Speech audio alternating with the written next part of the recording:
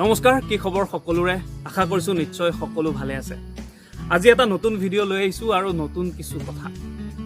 আমি সদায় যিসকল হিন্দু লোক আছে তেওঁলোকে পূব দিশে সেৱা কৰে।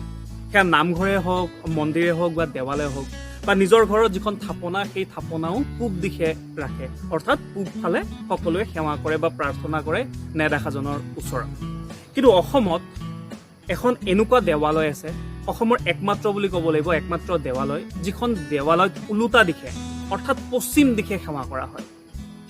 সকলো হিন্দু সনাতনী লোকসকলে পূব দিশে সেৱা কৰে, কিন্তু এই দেৱালয়খনত আহিলে আপুনিও ওলোটা দিশে সেৱা কৰিব লাগিব, পশ্চিম দিশে সেৱা কৰিব লাগিব।